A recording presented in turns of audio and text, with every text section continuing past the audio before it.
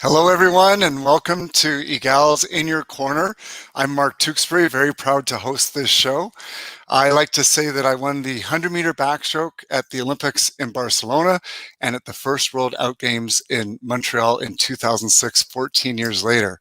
I am past chair of Special Olympics Canada, which helps people with intellectual disability participate and be included in sport.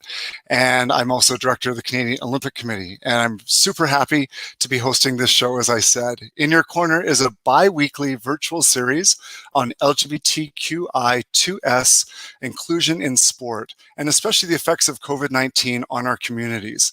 Please head to egal.ca/inyourcorner for more information and to watch our past shows.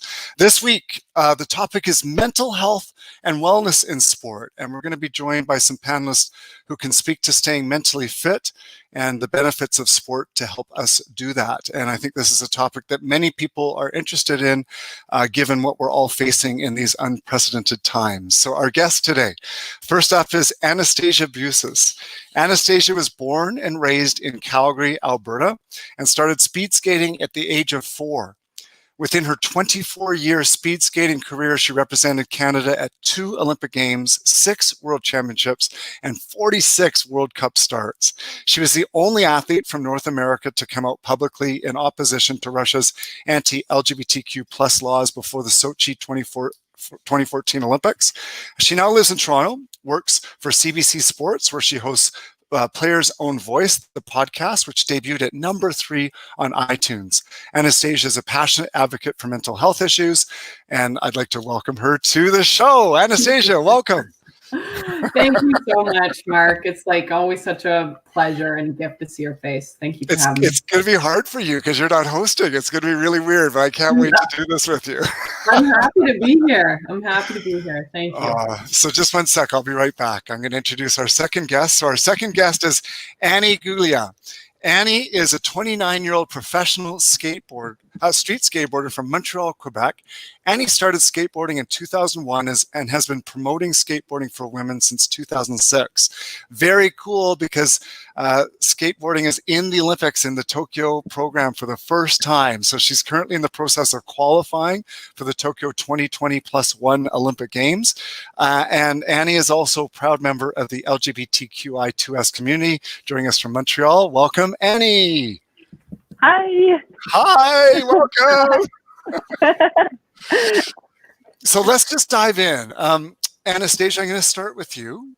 When it comes to mental health and sport over the past 8 months, what comes to mind for you? And I'm curious as an individual, but also what you've been hearing as host of this podcast and talking to so many people.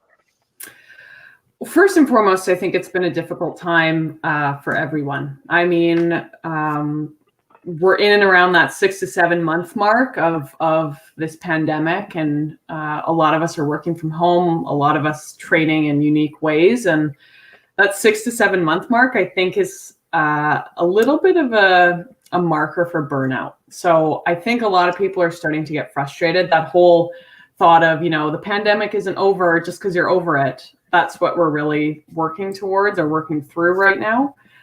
So it's a tough time. For me personally, I mean, the spring was really difficult. Just the loss of an Olympics, working towards that and having your schedule ripped away. There was a grieving process, but certainly talking to my friends that are still in athletics, talking to a lot of the athletes that I connect with over the podcast, it's been difficult. But athletes are typically quite good at focusing on what they have control over, but when things are so out of your control, as this pandemic has made us feel a lot of the time, they're human first, right? So it can be very difficult, but we're adapting, right? We're getting our feet under us. We're seeing hubs in Europe, and we're seeing these really creative ways to figure it out, but that's not to say that it isn't difficult. I've got a few things I want to jump off there because one of them is I definitely feel myself that I'm entering kind of a next phase of something, and I'm not exactly sure what that is, but it feels like it to me. Part of that is this time of year, that September usual excitement about new things starting, and it has been very different this year. The other thing is you having an Olympics taken away from you as a journalist. I mean, that's so funny, but here I got to call Annie into this one because imagine if this was your debut at the Olympics potentially, and even the pathway to that performance is in question because the trials haven't happened. So Annie, how are you doing through all of this? I'm okay because also like my Olympic journey only started 3 years ago. So it's not like, I feel like it's probably worse for people who have been like working their whole life for like, I don't know, like 10, 20 years towards that goal. Whereas for me, it kind of just happened. Like I'm almost 30. So I'm like, I didn't think I would be an Olympic athlete at any point in my life ever. So it's been hard though, because obviously 1 year, like some people are like, oh, it's just postponed to next year. But like 1 year in the life of an athlete is like when you're actually peaking, it's super hard to like keep going physically and mentally.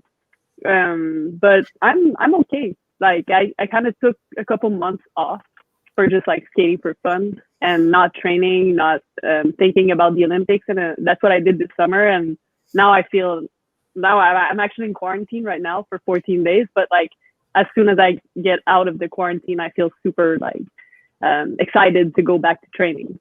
So are you in quarantine because you just came back from summer, Annie? Yeah, I had to travel for a contract. So now I'm quarantining for 14 days. It's hard to go back. Like, I feel like in Montreal, we're in that, like, in a 28th day of quarantine, but like, I'm actually like, I can't even go out at all. Wow. And so let's just go there for a minute, because I mean, here you are en route to hopefully making the Olympics. You can't leave your house for 40 days. So what are you doing, even just like as an Olympic hopeful, to keep yourself fit? And what do you do around the house? I have training every day, every morning with someone in Whistler from Canada Skateboard. Well, he works with Canada Snowboard a lot. So I have like an hour of training with him every day. And I mean, for now, I'm just trying to do whatever I can like that. I'm not the first quarantine, I was actually like joking around and like skating on my treadmill and stuff. Like I was doing like a bunch of like trying to like do like floor is lava challenges and stuff. But for now, like I know it's only 14 days. So I'm at day 7, I think. So it's not that bad, but I know as soon as like I get out, I'm actually more working on my mental training than like, you know, like getting ready to go back to training and like 110% rather than like just going back and not caring about it. Like I'm planning my comeback. This is intriguing too, because you're talking about being 110% mentally focused, but how do you make sure just your baseline is at a good place through all of this, let alone getting to that 110%? Yeah. Well, for me personally, I love meditation. Like I do meditation every day and yoga too. That's something I started only 2 years ago. And I have an app, like I do like 30 minutes or an hour of yoga every day. And that like, it really helps to focus in the present moment. And it sounds super cheesy said like that, but when you skate or when you do any sport, like you have to be in that same mindset of like, you're super present and super self-aware. And like being stuck at home, I feel like yoga and like meditation are exercises that help me work on that. Anastasia, over to you on this one, because I'm curious of two things. How do you make sure your baseline is at a good place, but also what might be some triggers for you? You know, somebody that's had some challenges with mental health in the past in this situation. Well, I always feel so foolish for saying this, but I have never gotten into meditation, and I like am so jealous of you because I wish I could do it. I mean, and maybe that's me just being too judgmental, and that's not. Yeah, there's an app for that. I just have an app, and it might just be pure laziness. Like who knows? But I've just never really connected enough to make it a consistent part of my day. So that is a goal that I should actually kind of write down and work towards, because I do know that has significant benefits to your mental health. But yeah, I mean, having gone through a few dark years myself when I was skating, clinical depression, lots of anxiety, unfortunately. It's just really kind of reminding myself of my own agency with everything. And it's simple little things like, am I eating garbage? Am I having too much wine with dinner? Because right now, I mean, you're still in training, but for the first few months of this pandemic, like that was the running joke. Everyone was just having way too much wine with dinner because there's nothing else to do. So, you know, substances, how healthy am I being? Sleep is probably my number one factor in my outlook, in how I see myself, how I see the world. So ensuring that I get, and I know it makes me sound like I'm a toddler, but I need like 8.5 hours of sleep for me to be my best. And Wow. I know people More. like, you know, that like that's a lot for adults. And but I just know myself. I also am very creative. So journaling, you know, it goes nowhere. It's just for me talking about my emotions. And then I do connect with a psychologist. I wouldn't be able to live my life without talk therapy. You know, I have connected with psychiatrists as well and have gone on medication in the past. So certainly just always keeping space to have honest conversations with myself. I think as athletes, we are at times kind of bred to be like harder, bigger, faster, stronger. Don't admit to vulnerability. Don't admit when you're struggling. And I just have no time for that anymore. Like I just will never allow myself to get into a trench like that. As I found myself a few years ago, just very depressed. And so always allowing myself to have that safe space to be honest with myself, to admit when I need help. Well, thank you, Anastasia, for first of all being so forthright there and so honest. And it's really good to hear people say, I've seen a psychologist, I've seen a psychiatrist, I've talked to people when I need it, because there can be so much stigma around that. And I think, you know, as athletes, it's so funny. We use sports psychology all the time and think nothing of it. But it took me a long time when I was struggling with some of my mental health issues post-Olympics to actually go talk to a professional. But that's super important. And I'm actually a huge advocate. I think every single human being, at least a couple times in their life, should have that sort of experience, because it's so healthy for you. Yeah. So, Annie, is skateboarding a team sport or is it an individual sport? I'm just wondering, sort of communities across the country, including LGBTQI2S communities, have had to really regroup to figure out how to come together and form community through this COVID experience. So what does that look like in the skateboarding community? Yeah, it's an individual sport. Synchronized skateboarding could be fun, but I don't think we're close to that. I just mean like swimming. People think that swimming is an individual sport, but it's actually because we need to train with other people or we go crazy. So I'm just, I'm sorry. Look at that. We're going to talk about what I just did there in 1 second. But I'm just wondering, is skateboarding the same? Do you like to sort of be training with other people even though it's individual? Oh, like 100%. It's funny because during the COVID era, skateboarding really like became super popular because it's like easily accessible. You can just buy a skateboard, go down the street, try it, and then so it's super individual. But at the same time, like the true essence of skateboarding, it's a community, and it's a subculture too, like, and a lot of people, like, for a long time we used to say skateboarding is not a sport, it's a lifestyle. And it's kind of true, because it's a sport too. Well, in my opinion, it's a sport too, but it's a lifestyle in the sense that it's like it affects all aspects of your life. And like most of my friends skate now. Most of the reasons why I travel is because of skateboarding. So it's a really huge aspect of my life. And so and the community aspect is, for me, the most important thing, like way beyond the practice of skateboarding itself. And one of the things that's really cool about skateboarding is that, like, there's the traditional skate culture, like that we know, like just like teenage boys just jumping downstairs and like testosterone. That's like what we see of skateboarding. But skateboarding right now is way more inclusive, and there's a lot of safe spaces for people who just feel intimidated to go to a skate park. So it's really the most inclusive and diverse that we've ever seen. and it's really nice right now. And so how has that changed? Or like, imagine, for example, you go into another lockdown in Toronto and Quebec and you can't see each other. So how have you been connecting as a community through these times? Well, the skate parks were opened. They closed down for a couple of weeks at the beginning, and then they were opened like all throughout summer. So we just had to keep social distancing, basically.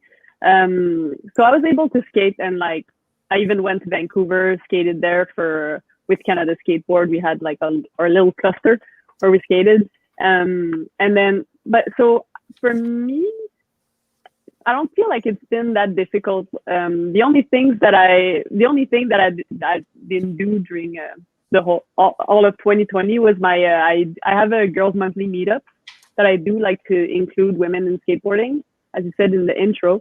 So that I haven't been able to do, but there's been like other groups that like started other just like skateboarding sessions for people who like with the Me Too movement, for example. Like we just had like a healing session at a skate park where everybody just came and skated together and talked about like our experience or what how we felt about that. So it's really the community of skateboarding didn't stop because of COVID. We just kept our distance. I love that you never you weren't a traditional sport, so your trajectory was never supposed to be the Olympics. It's so fun to hear you like stumble upon that at the end of your career. It's really something to experience. I got lucky because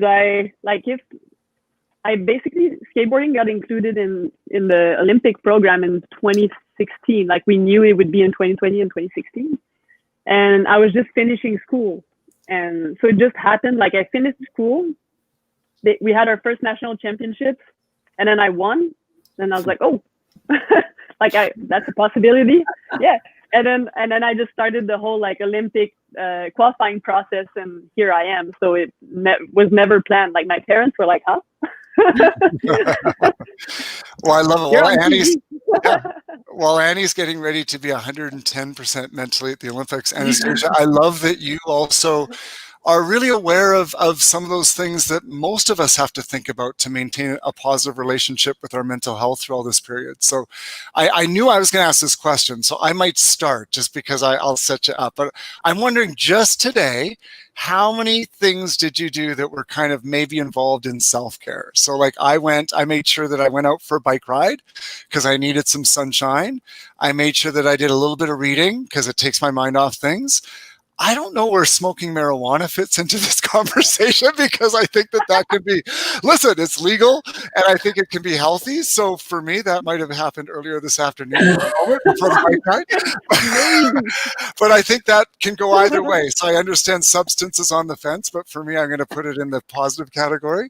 So, and then I made some really good food. Like I went grocery shopping and I roasted some tomatoes. So I'm going to put myself at 5 self-care things today. Anastasia, you're up. I think you're beating me by 1. It's not a competition. I read a little bit. I did some writing, some creative writing as well. I just find that is such a lovely recharge. And the hardest thing about being creative writing, where I'm not gonna, I'm not writing War and Peace. This book is not going to see the light of day. But even if I give myself 20 minutes and I could think, oh, I'm so busy with work, I don't want to start. Like if I do it for 20 minutes, I always feel better afterwards. So I try and do that. I had some really constructive conversations that needed to happen in my personal life. So it's good. I'm gonna say 4. I also ordered Uber Eats, which is maybe back down to laziness. I did have food, and talking about food, I love cooking, but I was just so I was tired. So I said, let's skip the dishes tonight. I think that's your number 5 because you knew you had to eat well. Okay, Annie, I'm going to put you on the spot. How many self-care things did you do today? Man, it's funny because it's probably easier because I'm quarantining. So that's all I do. So I slept with my dogs because my girlfriend's not home. So I slept with both of my dogs. I had a really good breakfast. Like I made myself a really good breakfast. I watched The Office while I was ironing my clothes. I trained with Canada Skateboards trainer. I don't think it's legal, but I went jogging a little bit. I can't go out of the house, but I went like jogging like 3K with my mask. No, I can go out, but you have to stay far from people. What else? Well, that's pretty good. I It mean, sounds like I a mean, day yeah, devoted. I feel like exactly like it's easier because I have a lot of time because that's like I have to stay home. So Yeah. Yeah. Okay, I want to switch gears here because we're all parts of the LGBTQI2S community. And my question is actually interesting because it's how have you seen sport be a positive force in supporting LGBTQI2S mental health? But I'm presupposing that it does because Anastasia, I know as an athlete, that was maybe contradictory. Sometimes sport was maybe not such a healthy place mentally. Yeah, that was a really difficult. Oh gosh, I mean, this could be a whole other hour-long conversation to unpack that, but certainly I struggled to marry both aspects of my identity 6 years ago, which just seems like it was yesterday, but it was 6 years ago. It was not even that long ago, and I will say that we have seen tremendous progress within those six years. Mark was, of course, a lifeline, quite literally, to me when I was coming out, and I owe you for the rest of my life. So thank you for being a light in my life. But yeah, it was really difficult, and that was a contributing factor to my struggles with depression, with anxiety. I wasn't out for a very long time, which also eroded my mental health because I felt as though I was attaching all of my self-worth to my results. So when I had a really good race, like, yeah, I'm the king. And when I didn't have a good race, I was really detrimental. I couldn't get out of bed, thoughts of suicide, unfortunately. So some really dark times there. But right now, what I have really seen and what I'm proud to see, especially in Canada, the COC's initiative, of course, with one team, but I also think that initiative coming out of Sochi when we recognized, okay, we have a little bit of a problem here and we need to fill this space and become leaders in the world, which I think they have done. I think it's allowed us to see athletes as more than just athletes. I think it's helped bring about a little bit more of a holistic approach to the individual. So still tremendous work to be done, but I do think that we have shifted that conversation just a bit. And I think we have, again, you can look at people like Clara Hughes that have, Jen Heil, like they're pushing this conversation farther than just one day a year with Bell Let's Talk or, mental health events. Like, I think that it's becoming a conversation that's easier to have, but still there's stigma around it. But at the end of the day, I mean, it affects every single Canadian, and 1 in 5 Canadians will have a direct experience with mental health issues. So, and given 2020, that statistic might even have an asterisk next to it. Yeah, for sure. I mean, I guess from my own experience, it's such a contradiction as well, because actually sport was a great space for me because it was somewhere where I was included, where I was actually being really bullied and ostracized at school. And I've also seen sport as such a powerful vehicle of inclusion for people like the Special Olympics athletes that may have felt ostracized in their communities, and then through sport just have found a real place to be their personal best and have friends and community and all that great stuff. Annie, I'm curious. I mean, you're kind of the next generation, if you will, maybe even next generation and a half. Yeah, even more. And I'm wondering, what is your... I already told you that, but thanks for paving the way. Oh, my pleasure. I'm really curious what your experience has been being out and gay in your sport. I feel like for skateboarding, it was, I don't want to say easier. I don't know for every other sport, but skateboarding community is pretty open.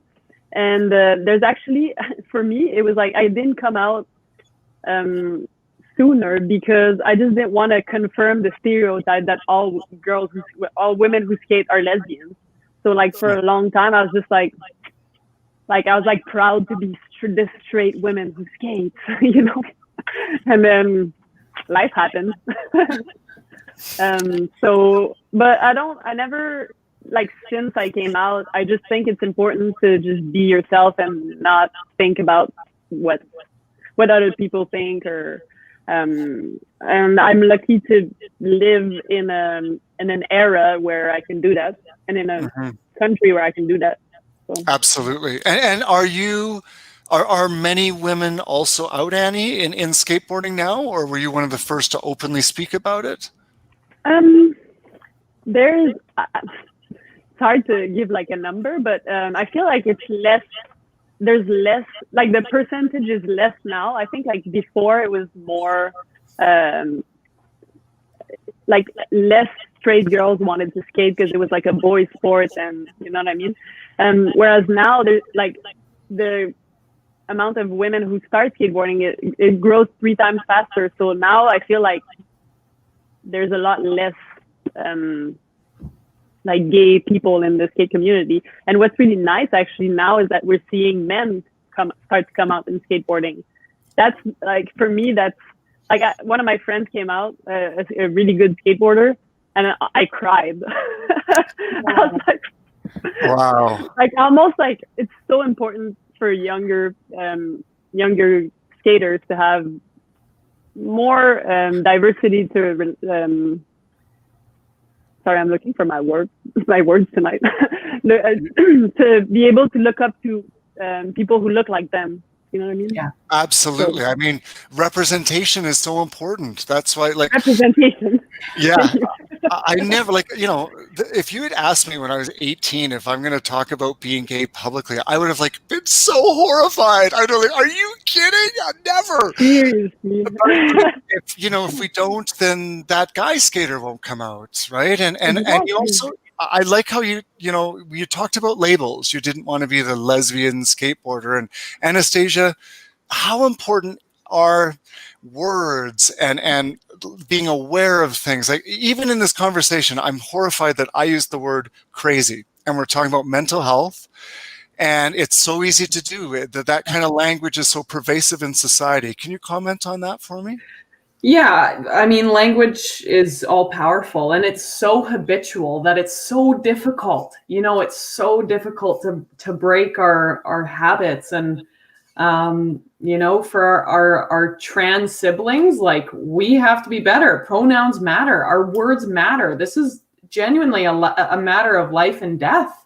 And we have the power to further this conversation. And words really kind of make up society in a lot of ways. And so often we just, they're so habitual that we don't even know that what we're saying is furthering stigmas, or we don't understanding that our silence is furthering stigmas. Like, we can't be bystanders in this space. So yeah. Just to give you an example of that, my best friend, when I was a teenager, my best friend came out before me, and she didn't want to tell me for 2 years because I was using like homophobic language, but I was like a teenager and I was like, oh, that's so gay or whatever, like, like just basic stuff where I wasn't actively homophobe, obviously, but I was just like using that language, and she like hid it from me for 2 years. Just because of that. Crazy. Yeah. Oh, bam! I know. See, this is fabulous, Annie. Thank you, because this is our call to action for the call today. Okay, because we're gonna ease into the fun part. Go ahead, Annie. No, you made me realize I say that a lot, and I'm gonna work on that.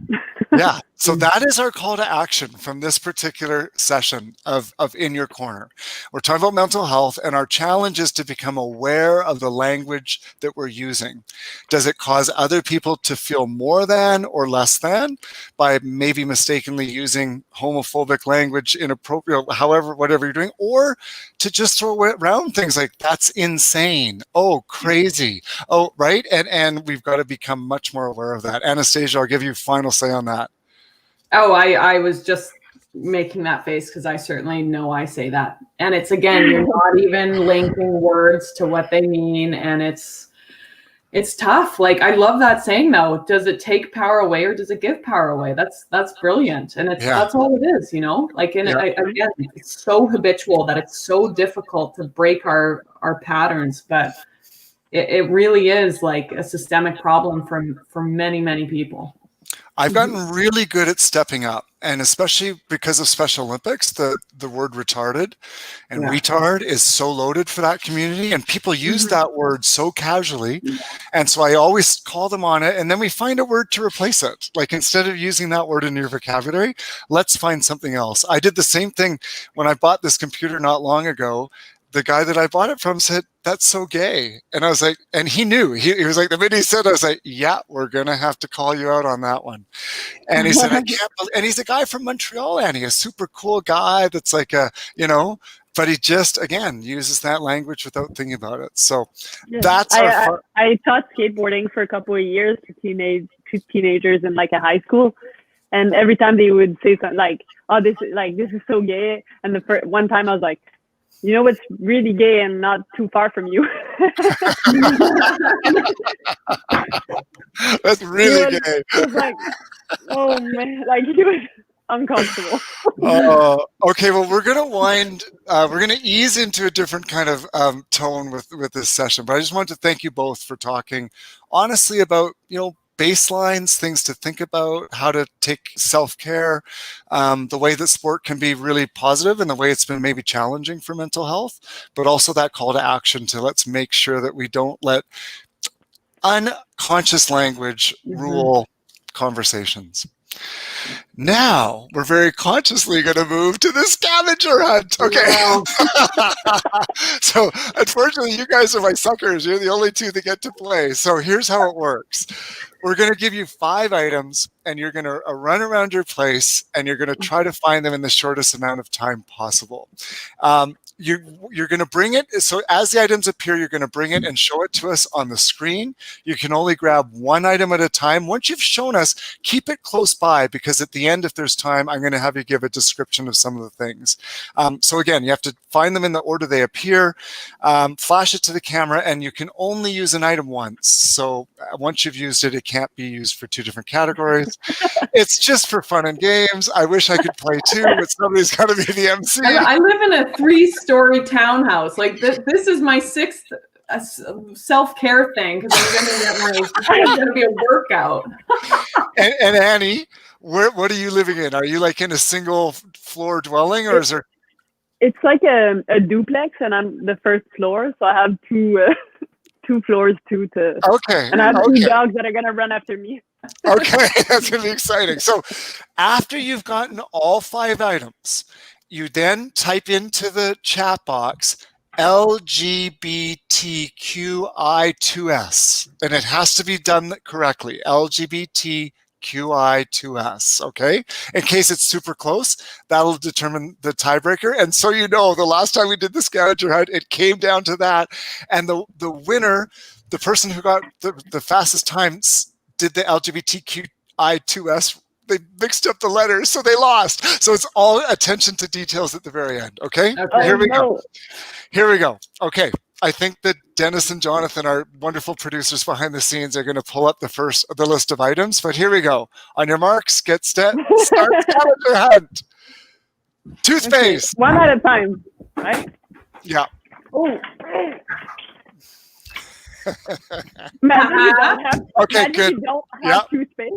Okay, athletic equipment. What do you put that? My dog. I knew the dogs are going to come into play. Oh, good one. Okay, next one. Something delicious. It's something super delicious. Close. Super close game. Oh, I'm here. Oh, you got it. Okay, a phone charger.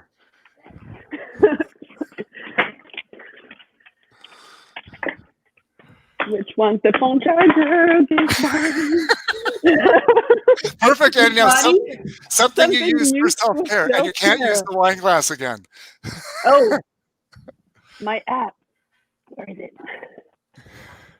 Come on, Anastasia. Phone charger. Good. You're in, Annie. Now you know what you got to do. You're all in. Good. Am I using this badly? No, she's just something used for self-care. I don't got her. Perfect. Go for it. Type in. It's going to be close. And on the chat box, up comes. Oh, it's anyone's game. Oh. LGBTQ. LGBTQ. Oh, Annie, you're so close, but again, you didn't get it right. It's Annie, you lost. I don't know what to say. You just can't.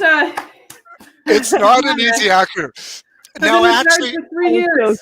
Anastasia, you added an A. That's awesome for allies, I think, and for asexual. So LGBTQIA 2S, we're going to go with that because we didn't get the 2S in Annie's. You win.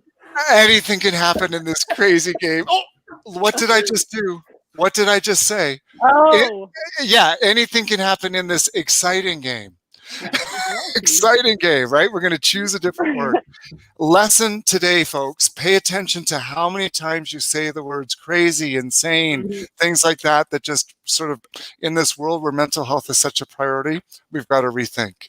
So thank you for that fun little break with the scavenger hunt. Before we end the show, we always like people to sort of offer a one-word summary of kind of what your experience was like, the tone you feel, what this show meant for you. So just give yourself a second to think of one really good word. Annie, you can do it in French and English or either, whatever you'd like.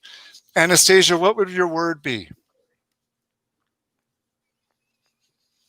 My word would be grateful. Oh, nice. Oh. I was going to say, like, for this this session. Yeah, I was gonna say exciting just because the last like scavenger hunt was, but also oh man, my English vocabulary is lacking.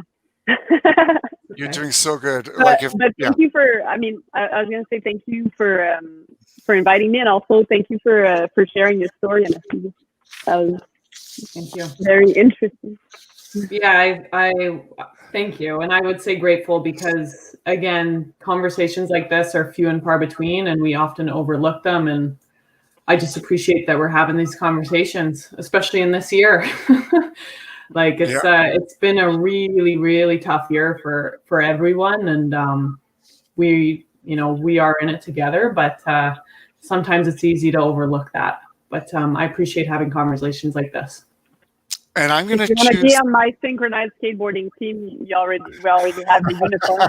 I will say this. I used to skateboard when I was a kid. Really?